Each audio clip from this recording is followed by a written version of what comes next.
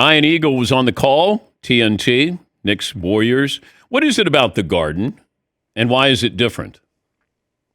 There is a palpable buzz before the game even starts, and it's nothing that's being pumped through the speakers.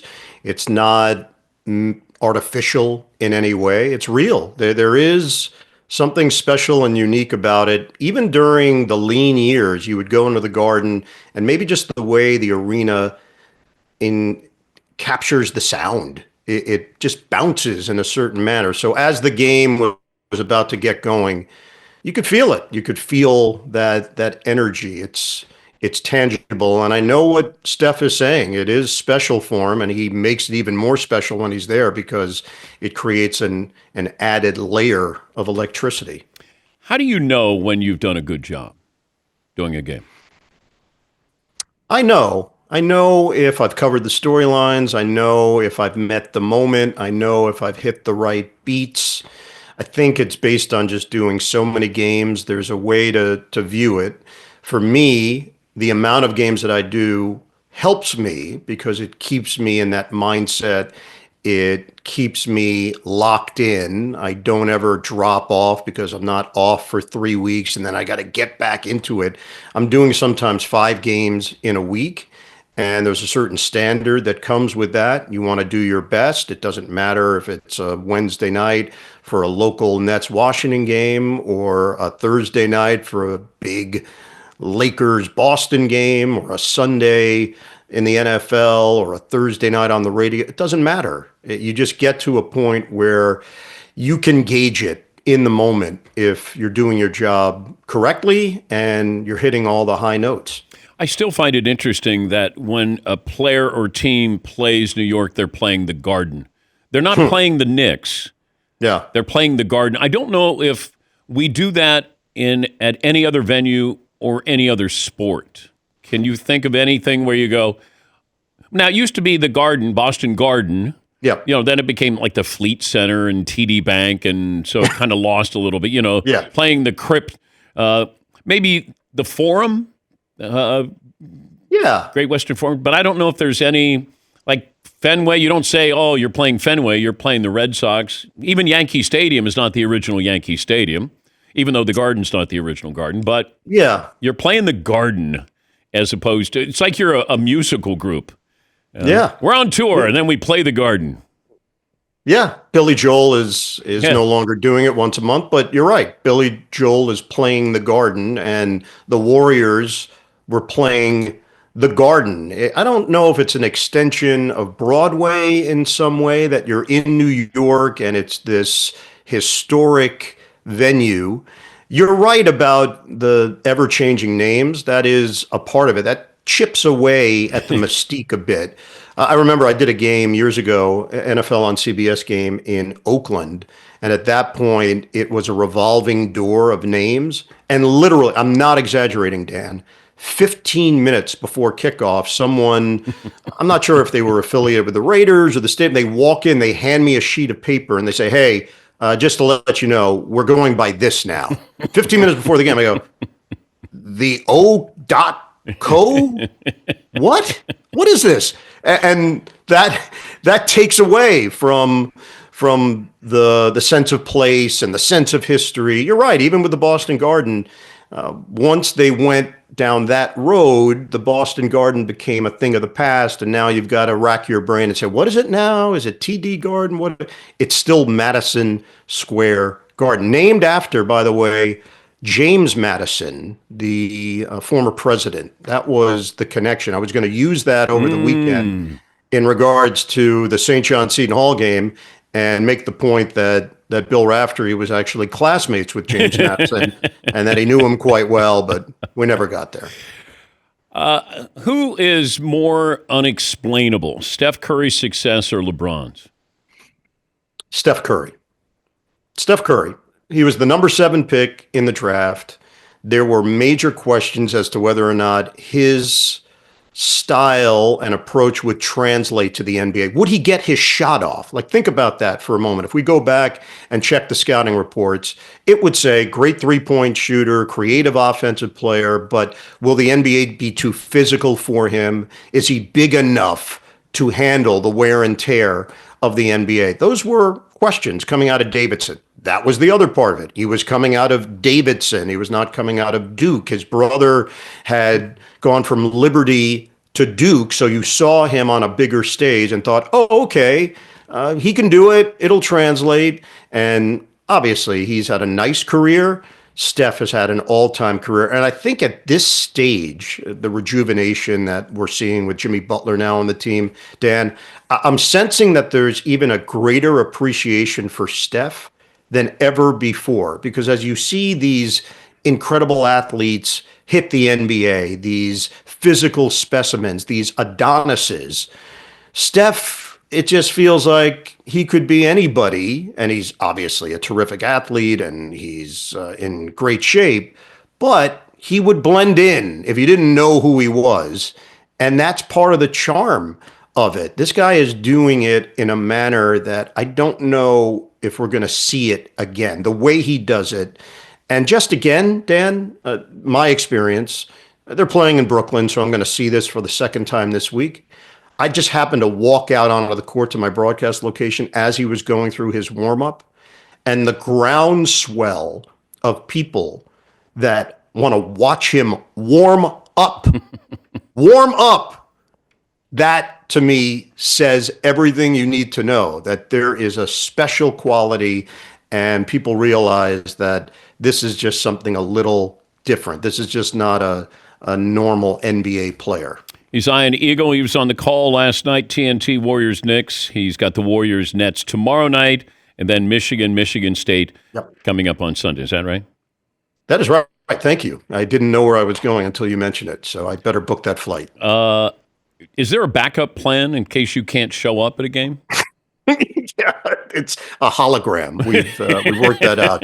They have a soundboard of all my calls, and then they just project me onto the screen. We're actually trying to do that with Raf at this point. We don't even need him to be at the games. We just have onions on a loop, double order on a loop, and then you're good. You're good to go for the tournament.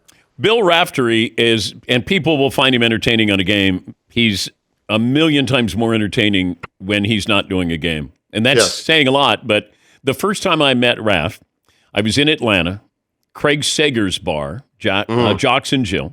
That's right. And I just got through, I was working at CNN, and I went over to Sager's bar. I come in, and Raf has the corner of the bar. As you walk in, the corner of the bar, there had to be 25 beers. And he had ordered 25 beers. Yes. And it was just, if you came up to talk to him, just grab a beer. That's the first time I met him. And he is a delight. Can I interject one thing, Dan? Because it just spurred a memory of mine. We were in Seattle for a net game, and we ended up going to dinner, large group, and then the group got a little smaller. We went out to a bar afterwards, and we got to the bar, and literally 10 minutes into our stay at the bar, they call out, "Last call!" And I see like Bill's whole demeanor change in that moment.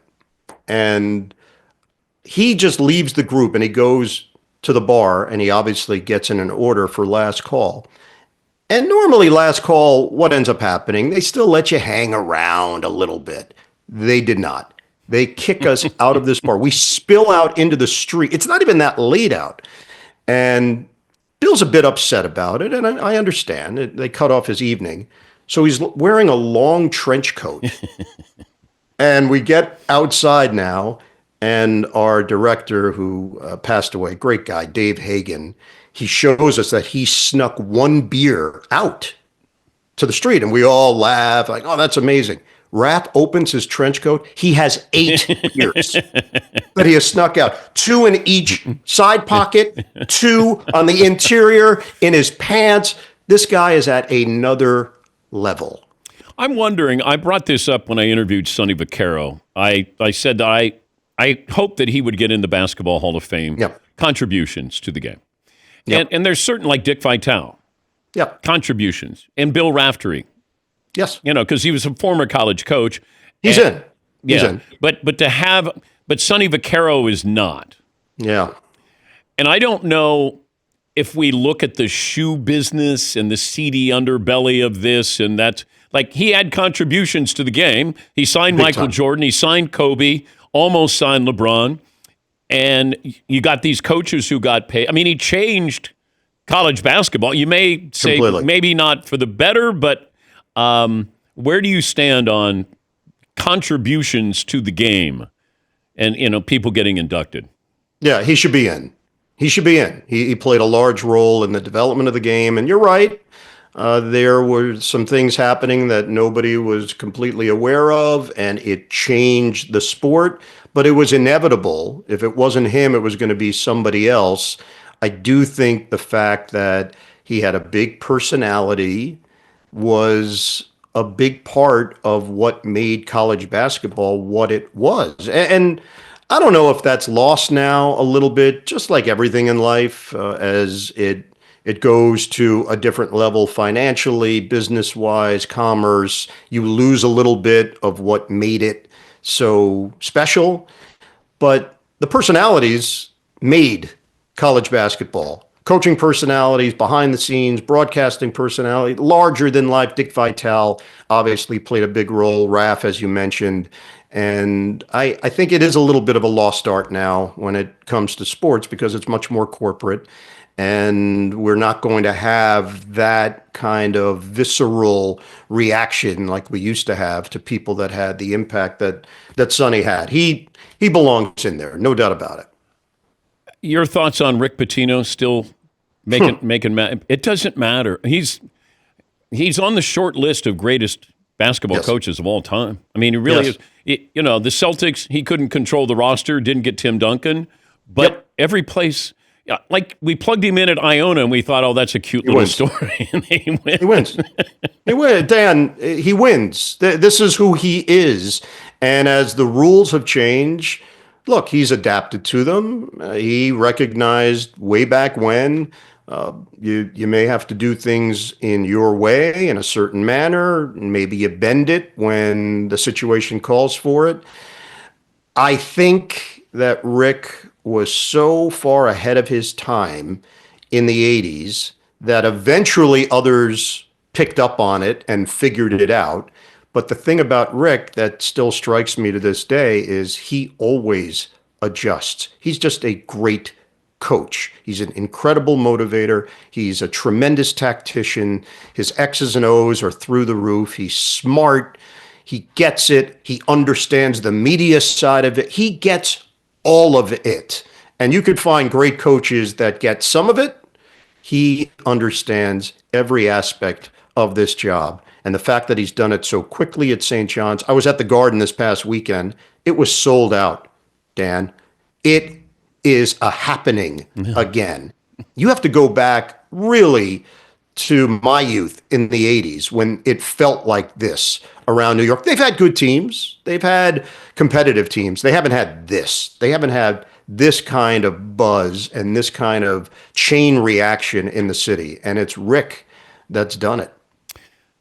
Safe travels to Brooklyn tomorrow for the big, for the Nets tilt with Golden State, and then just to let you know, on Sunday you have to do Michigan and Michigan State. Hold on, Michigan State. Michigan. That is in East Lansing. East Lansing. Okay. Yeah. Okay. And they got a player. Jason Richardson's son, Jace, Jace. He might be a top 5 pick in the draft. Yeah, I had them earlier this season at the Garden against Rutgers. He was coming off the bench. He is not coming off the bench anymore. How do you explain Rutgers will have 2 of the top 4 players drafted and may not make the tournament? Yeah, chemistry means so much. You played basketball growing up. It was important to you. I'm sure there were years where you thought, oh, man, we have great individual talent, and then it didn't fit. It's amazing. And unfortunately, it just doesn't fit or it doesn't translate into wins. But you're going to hear about those 2 guys, Harper and Bailey, for a long time because they're going to play in the NBA for a long time. But they're going to look back at the fact that they didn't take advantage of the opportunity in college, and there's nothing they can do about it. It's like now. Ben Simmons didn't make the tournament at LSU. Didn't make the tournament. Yeah. Yep, at LSU. I actually had a game of his freshman year. I was wowed by his skill set. Their team just wasn't that good. Tell Tom Izzo I said hello. I will. Yeah, I will. please do. He's great. Tell him I said hello. Done. I will say it. Tell him I will it's, say- getting about that time that maybe he steps down and lets somebody else. I'm not going to say that. Oh, no, part. don't say No, that. no. I'm going to. Hey, Dan Patrick says hello, and maybe it's time to step aside. He would appreciate it. He's got a sense. He probably would. Yeah. Of course, I'm going to deny it when he says, "Why Yeah, did you?" exactly. I didn't say it. I said, "I I'll hope produce. you I'll produce the okay. tape. All right, The thanks. tape doesn't lie. All right, Thanks, Dan. All right, that's Ian Eagle, or Ian Eagle. He did the Knicks game last night, and you go from the Garden to Barclays in Brooklyn. It's going to be a whole different vibe there for that game tomorrow night.